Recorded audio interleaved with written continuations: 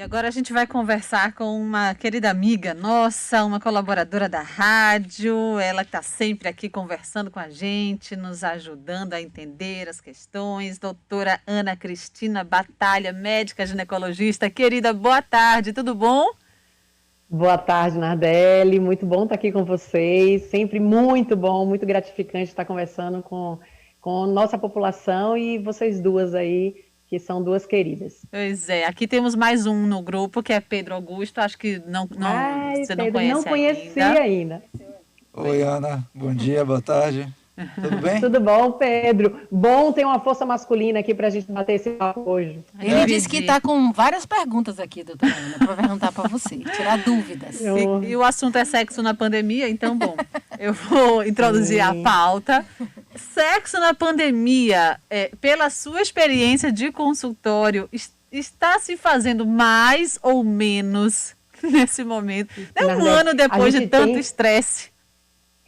E quando a gente achou que começou a dar uma melhorada, que todo mundo começou a sair, Balde de água fria. vem tudo de novo. Então, a gente está naquele caos de um ano atrás, né? Então, pedindo e até aproveitando aqui para falar, a situação realmente não está fácil, pedindo colaboração, paciência, mas que a gente vai conseguir chegar num estágio melhor se todo mundo se ajudar e com menos óbitos, com menos pessoas agredidas por esse vírus, né? Verdade. Então, vamos voltar um pouquinho lá para trás, o que a gente passou ano passado e agora recomeçando.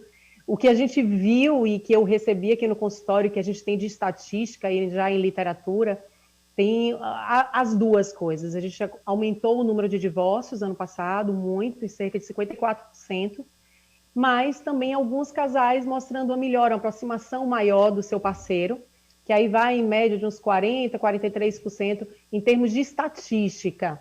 Então, a gente tem esses dois bolos, né?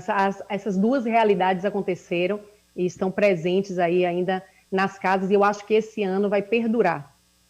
A gente mantém esse quadro aí. Então, quem está com relacionamento mais inseguro, ou que é um tema que aqui que a gente pode falar, um tópico que a gente pode falar, o tal do ajudar em casa, o parceiro ajudar em casa, que eu não gosto desse termo, eu sempre tento tirar um pouquinho, porque não é ajudar em casa, Exato. É dividir tarefas. Isso. Esse é o primeiro passo que dá origem a vários outros aí problemas do dia a dia. Então, esse dividir tarefas é um ponto principal. Então, quem consegue, o casal que consegue chegar em um termo comum, nessa ajuda de tarefa, tende a ter um benefício nesse relacionamento.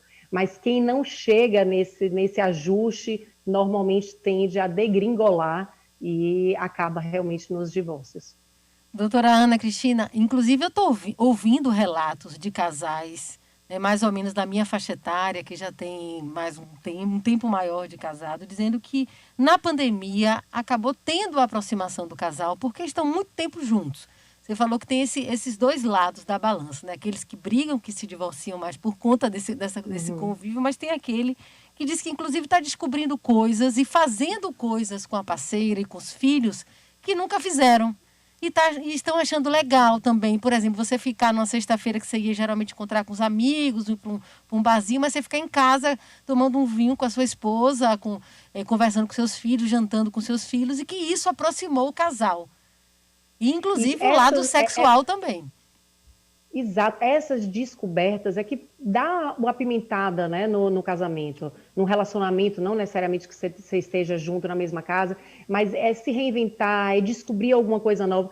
E essa preocupação que a gente teria que ter no dia a dia, às vezes, é suprimida pela correria, que o homem está trabalhando muito, a mulher está trabalhando muito, aí chega em casa, tem os afazeres domésticos, e não deixa você pensar, raciocinar um pouco sobre o que seria legal para eu estar fazendo de diferente com o parceiro, o que eu poderia ajudar aqui, poxa, está monótono, o que a gente pode agregar?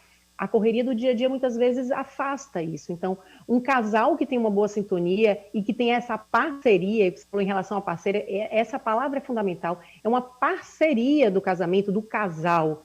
Então, quem tem parceria vai tentar achar alguma coisa que agrade um ao outro, o homem para a mulher e a mulher para o homem. Isso aí tende a melhorar o casamento. Mas essa sintonia fina, às vezes, entra em desgaste no momento em que, e a gente tem, falando aí, está chegando aí o Dia Internacional da Mulher, na segunda, a gente tem muitas mulheres que estão em linha de frente. médica, enfermeira, técnica de enfermagem, então que estão num grau de estresse muito grande, sobrecarregada, com medo de trazer esse vírus para dentro de casa. Então, essa mulher, quando chega em casa, ainda tem culturalmente esse canso de ser ela que tem que dar a ação do que vai fazer e tomar conta do filho e dar conta da casa. Isso é uma sobrecarga muito grande. No momento que ela está muito sobrecarregada, ela não vai conseguir pensar em nada do ponto de vista sexual. Ela está estafada, ela quer descansar, ela quer relaxar um pouco a cabeça, não necessariamente tendo a relação sexual. Então, o companheiro tem que entender um pouquinho esse momento e tentar buscar. E você falou, se você tem um bom parceiro do lado, tentar enxergar o que pode se fazer de bom, você vai atrair mais essa pessoa para o seu lado. Então, isso é muito importante. E eu tenho escutado muitos relatos também disso, viu, Luana? Muitos relatos de casais que se redescobriram, inclusive que estavam num momento meio desgastado e que na pandemia se redescobriram como grandes parceiros. E isso também ajudou. Doutora Ana, você falou aí no Dia Internacional da Mulher, né? E esse é um assunto que mexe muito comigo, essas questões das dinâmicas disfuncionais, né, das casas. E a gente sabe, e eu tenho visto aqui, né, se aproximando dessa data, a quantidade de matérias que tratam desse assunto vai aumentando. E eu estava comentando com o pessoal da redação, duas que eu vi. Mães que estão se sentindo sobrecarregadas, né, nesse período de pandemia, porque, além de tudo, as crianças estão em casa e as mães se dedicam às aulas, e ainda se dedicam aos seus trabalhos, e quando elas têm outros projetos, e casa, e marido... E às vezes essa dinâmica não é tão equilibrada em casa, não é? Sempre pesando para um, e esse um quase sempre é a mulher. E a outra notícia que eu vi foi que mulheres negras são aquelas que não conseguem trabalhar na pandemia, e por outro lado, homens negros ou brancos, ricos ou pobres, o fato de terem filhos não muda nada nas suas vidas profissionais, nos seus projetos pessoais. Então, acho que a proximidade do dia 8 é muito mais do que a gente pensar flores, bombons, chocolates, abrir portas, né? Puxar cadeiras. Seria tentar fazer com que as mulheres tenham projetos e que as mulheres também possam se dedicar a elas mesmas um pouco mais. Além de dar conta de ser o guarda-chuva de todo mundo da casa, de ser aquela pessoa que tem que estar, né, com a sanidade mental em dia para tomar conta da sanidade mental da família, porque a mulher acaba sendo um eixo central em torno do qual a família gira. Mas aí eu queria te perguntar, minha pergunta é a seguinte: quais são os pilares da libido feminina? Aí eu coloco, sei lá, as questões hormonais, talvez o estímulo do parceiro, estresse ou calma, tranquilidade, né? Essa questão emocional. O que é que se soma para que a mulher tenha uma libido saudável? E ponto importantíssimo, porque a mulher, eu costumo falar assim, não é igual ao homem. O homem tem um interruptor de liga e desliga que ele consegue usar assim, de uma forma muito tranquila. A mulher não, ela é multifatorial. Então a mulher, se ela estiver preocupada com o dinheiro, ela não vai conseguir ter uma libido boa, não vai estar com essa disposição. Se ela estiver preocupada com o filho que está com algum problema, seja de saúde, seja aí na escola, seja de estar acompanhando esse homeschooling, ela também não vai conseguir. Então não é só hormonal. Frente que se você botar a dosagem hormonal do homem, a dosagem hormonal da mulher, o do homem é muito superior, então ele já tem um estímulo hormonal maior, mas não é só o hormônio que vai influenciar na mulher. Tudo isso que você falou, inclusive, a maneira como o homem trata a mulher, da hora que se acorda, a hora que vai dormir. Então, o homem, se for inteligente, quiser ter uma boa vida sexual com sua mulher, tem que ser desde a hora que acorda. Porque se o bom dia foi dado errado, pode pegar um pouquinho já ali no pé, já não é tão simples assim. Então, é desde de manhã, a mulher é multifatorial. Então, quando a gente fala assim, tá aqui no consultório, muitas mulheres dizem, doutora, eu estou precisando usar um pouco de hormônio porque eu estou com a libido lá embaixo. Eu sempre falo, provavelmente não é isso aí. A gente pode ajudar com hormônio? Pode, tem indicações de uso do hormônio? Tem, a gente tem, inclusive, patologia. Quando fala, a gente tem CID, tem um número do código de médico, é porque teria uma indicação. Então, a gente tem desejo hipoativo feminino, está descrito na literatura, tem tratamento com um hormônio, mas não é só isso. Então, óbvio, a gente vê a dosagem hormonal dessa mulher, mas escutar a sua história como um todo. E ela precisa, infelizmente para os homens, porque eles são muito objetivos, muito claros, A é A, B é B, e a gente mistura isso tudo, então precisa, desde de manhã até a noite, até o momento em que você queira ter relação, tem que ter todo esse cuidado, inclusive no que eu estou falando da divisão de tarefas. Porque imagine, tem muitos homens aqui, Pedro está aí vai escutar e vai nos ajudar. Abraão Brito está aqui também nos ouvindo. Abraão Brito também está aqui atento. Abraão está aí, ó, Abraão, escuta e daí vocês já dão opinião. A mulher, querendo ou não, por mais que tenha um parceiro que ajude na sua divisão, ela se sobrecarrega, ela tem que dar conta, e se ela está em casa, vamos dizer, com medo de perder o emprego, porque está tendo que ficar em casa nesse lockdown, então ela tem medo de perder, é a possibilidade maior de ser retirada do emprego, cai mais para a mulher, isso é estatística, é a nossa realidade, então ela está ali estressada que ela tem medo de perder o emprego, ela está ali entregue a isso daqui, ó, a uma teleconsulta, uma teleconferência, então é qualquer hora, então às vezes o café da manhã é o momento que você está com sua família, é nesse momento em que ela vai ter que ter uma reunião do trabalho, é à noite, na hora da janta, a hora que ela iria botar o filho para dormir, que ela não estaria trabalhando, então ela além do trabalho dela normal, que ela está à disposição, o fato de estar em casa, você está disponível a qualquer hora. Além disso, seu filho pequeno, quanto menor, pior essa situação, ele não entende que a mãe está em casa, e ele não está em casa por conta de estar fazendo o seu trabalho em home office, ela está em casa, então é mãe. Isso durante 24 horas, 48, e roda semana, e roda mês. Gente, a gente está fazendo um ano. Não tem como essa mulher não estar sobrecarregada. E se essa mulher está saindo para trabalhar, volta ainda com medo de trazer alguma coisa para casa, a gente tem, a nossa realidade, tem idosos morando no mesmo local, ela ainda se sente responsável e preocupada em trazer doença para dentro de casa. Que a gente vê a situação que a nossa cidade está. Então, tudo isso interfere na libido da mulher. Não é só a parte hormonal. A parte hormonal pode estar interferindo, a gente sempre tem que investigar e, se precisar, fazer uma reposição. Mas todo esse contexto e essa sensibilidade masculina de ver que acorda em casa, quando, principalmente com o filho, vai quebrar mais para o lado da mulher, e ela está sobrecarregada, ela precisa de um denguinho, precisa de um carinho a mais, precisa de um cuidado, precisa de uma mão, uma amiga, precisa de um parceiro. Precisa de uma pia limpa, né? Precisa de um pano no chão. Poxa, essa pia limpa é tão boa. Falo isso do ponto de vista pessoal, meu Deus, a pia é algo que realmente... É a paz da casa, né? Uma cozinha limpa, Ave Maria, é uma casa em paz. E essa ajuda, inclusive, é um excelente sex appeal para a mulher, porque eu já ouvi, inclusive, relatos de homens que nunca ajudaram e que na pandemia estão participando dessa rotina da casa, e que as mulheres estão achando isso o máximo, e estão todas felizes com essa situação. Mulher. E, de novo, isso não é ajuda, isso é assumir a sua parte da responsabilidade. A gente sempre comenta aqui, né, Nardelli, que a gente nunca teve esse problema, então tá tudo certo. Agora, a doutora Ana Cristina, inclusive, a doutora Regina Navarro Lins, que sempre fala aqui com o Mário, quando se fala de casamento, né, ela tem várias ideias, e às vezes até choca os nossos ouvintes, que perguntam e falam muito sobre a questão do casamento, que para ela é um lugar onde se menos faz sexo, que é no casamento. Eu fico, às vezes, um pouco chateada com essa situação. Eu queria que você falasse o que você acha disso. De se colocar nessa estatística, Luana? Tem que ser sempre assim? Tem que ser, isso é uma regra? O casamento é o lugar onde se menos faz sexo?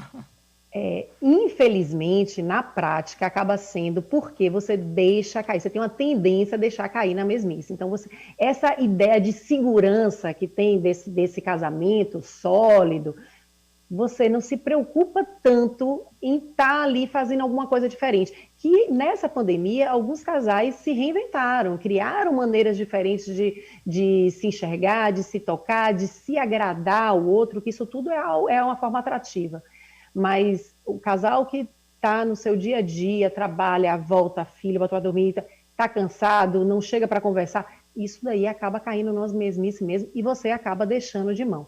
Quando aqui no consultório, por exemplo, vem um paciente que eu tenha que fazer algum tipo de reposição, e a gente fala muito de testosterona, que a gente escuta falar em tudo quanto é lugar, eu sempre falo para a paciente fazer um trabalho de casa, que para a mulher é importante, porque ela vai esquecendo de fazer esse trabalho. Como a gente não tem esse interruptor de chegar em casa e dar um estalo, e engraçado que está saindo alguns memes aí nas redes sociais, de falar que é uma musiquinha e acaba falando assim, olha, quando a mulher pede para mandar nude, ela manda para apimentar a relação. Não é necessariamente que aquela foto vai dar excitação para a mulher. Então, mas são cuidados que tem que se ter para poder estimular. Então, isso daí é importante dos dois lados, senão não vai adiante. Pedro Augusto. Ô, Ana, Vamos, Pedro. Visão masculina, Legal. Pedro. Puxando a sardinha pro meu lado. A gente sabe que sexo casual é um mecanismo de sociabilidade importante das pessoas que estão solteiras. O flerte, a paquera, o sexo casual mesmo, meio aleatório. Existem mecanismos de compensação para as pessoas que estão se forçando a adotar o bom senso nessa pandemia, conservar o isolamento, tentar evitar ao máximo esses encontros, ou o sexo casual devia ser serviço essencial? Boa pergunta. A gente tem hoje também falando muito nessa área médica da desmaterialização, nome bem grandezinho, para deixar de ter a matéria e o corpo físico, porque a ideia maior que a gente tem, óbvio, da relação sexual são os dois corpos em contato. E essa pandemia trouxe essa desmaterialização. A gente passa a ter um computador, um telefone, onde passa a se fazer uma troca maior, e com isso vem um outro estilo de relação sexual. Então, os solteiros têm algumas preocupações. A Harvard, que é uma universidade americana, lançou um protocolo para ter relação sexual durante a pandemia, e dentro desse protocolo ele fala muito disso, de essa conversa básica, de perguntas que passa a ser feito, que antes a gente não tinha essa DR, no início você está solteiro, vai ter aquele sexo casual, então que já passa a ter. Está saindo com outras pessoas ao mesmo tempo? Quanto menos parceiro eventual tiver, menor o risco de você contaminar. Então, um parceiro fixo, digamos assim, eventual, que não seja casual, mas seja casual desses dois, de A com B, já facilita para você não ter uma transmissão. Então, algo que não era tão importante, digamos assim, que não era tão questionado, hoje em dia já se pergunta mais. A quantidade de parceiro eventual que passa a ter. E o sexo virtual passou a ser uma realidade muito presente no nosso meio. Para aqueles que você disse que estão seguindo as recomendações de isolamento, mas óbvio que a gente sabe que na prática acaba acontecendo, como a gente vê vídeos e mais vídeos aí de aglomerações, e o pessoal não respeitando tanto, e estamos no estágio que estamos hoje, né?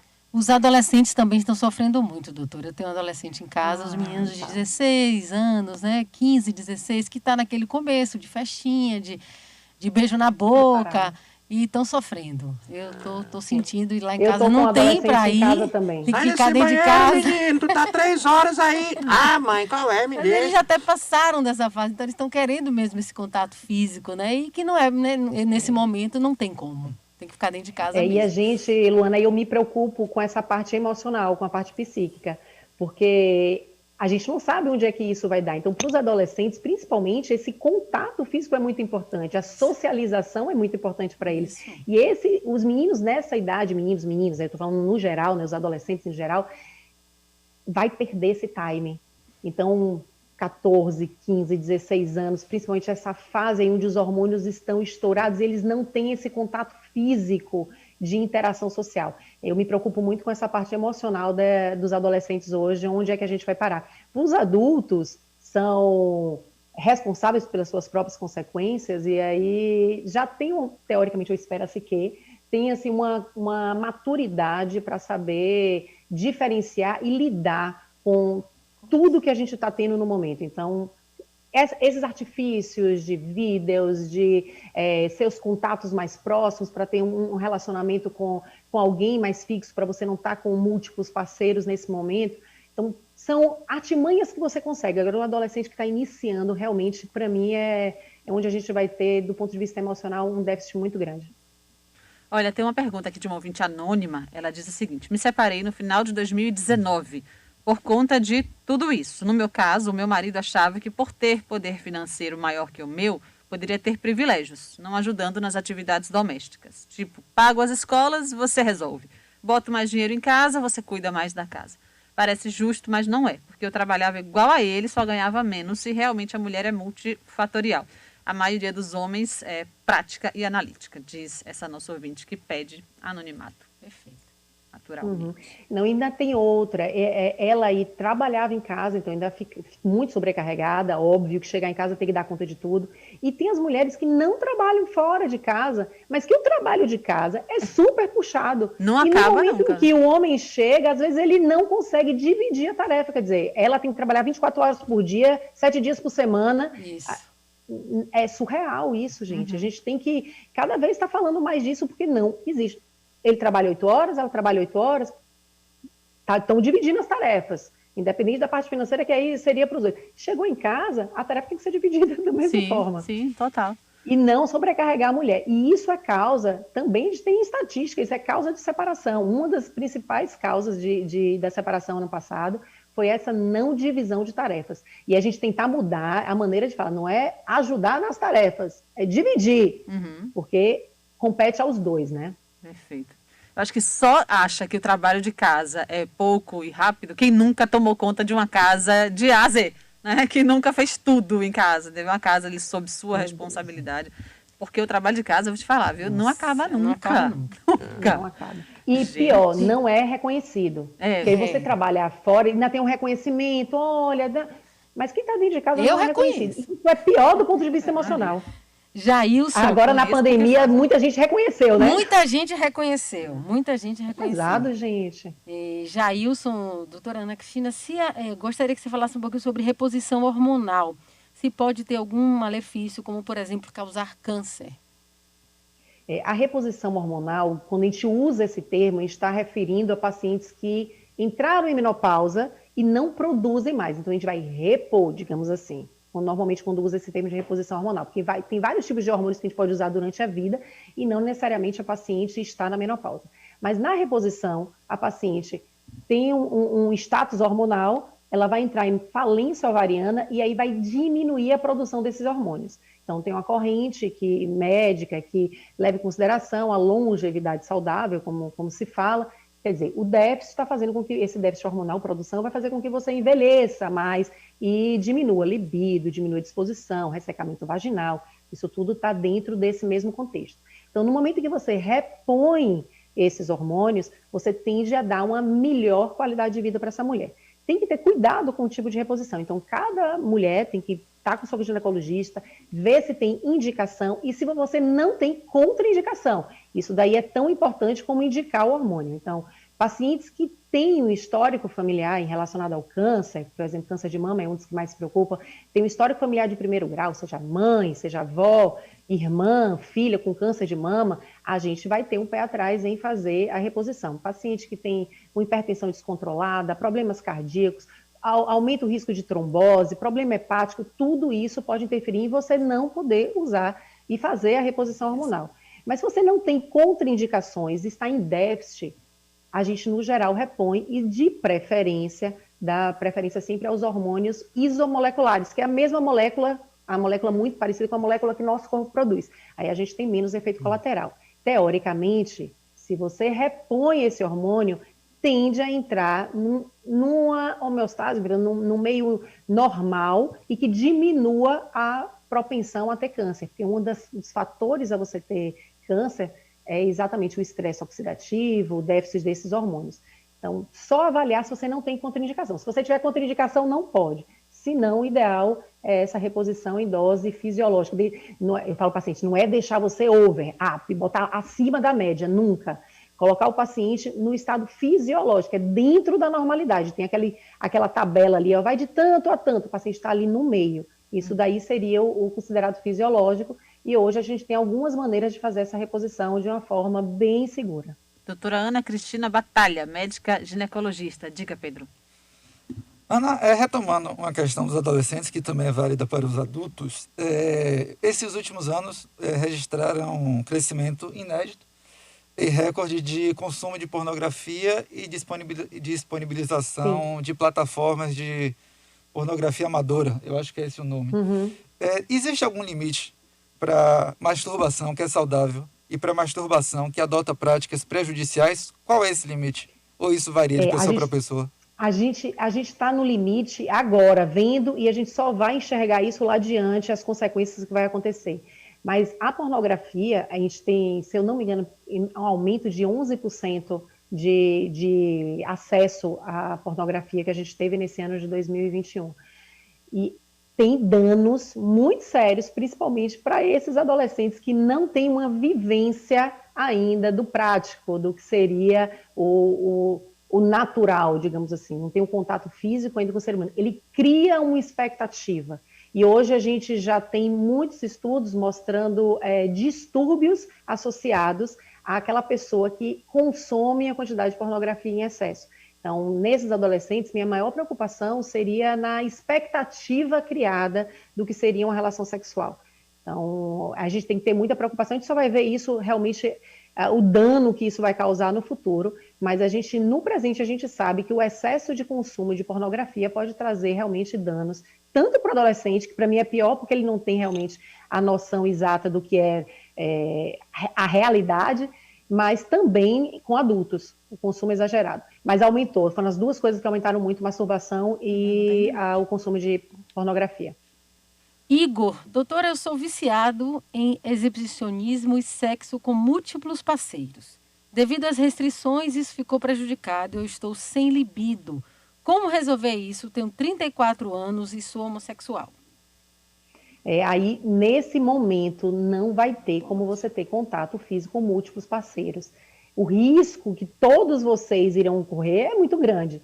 Então, a gente sempre apela, nesse momento, quanto mais você tiver aí no virtual, tentar se encaixar de alguma outra forma, se identificar, procurar parceiros que, junto com você, queiram essa nova metodologia e tentar se estimular aí, nessa telinha aqui que a gente está se falando.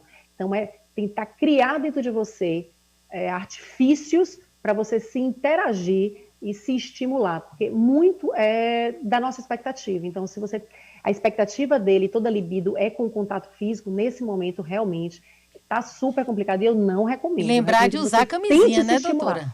Quando tiver contato, qualquer relação, sempre com camisinha. Sempre, sempre, sempre. Tem uma grande discussão, Luana, falando no momento sobre o pós-pandemia. E aí é outra coisa que a gente vai estar lá adiante falando muito, que é historicamente o que a gente vê pós-pandemias, no geral, tende a ter um período de muita libertinagem e muitas doenças sexualmente transmissíveis ativas, porque a gente sai desse período de retranca e dá uma liberada geral. Então, tem uma expectativa para 2023, 2024 ter um boom disso. Eu acho que desde agora a gente tem que começar já a pensar um pouquinho nesses meios, como ele vai se estimular e tentar se estimular mais, Igor, pela tela, o que você puder nesse momento, para se satisfazer, para você estar bem com você, porque a libido é muito relacionada à cabeça. Então, tentar criar na sua cabeça alguns meios que você consiga se estimular com os seus parceiros, por enquanto, por essa tela. E se for ter relação, realmente, camisinha, gente. A gente pede, dentro daquele relatório, camisinha, sem beijo na boca, usando máscara, o banho, que era algo que você... banho antes, para tentar o mínimo de contato possível.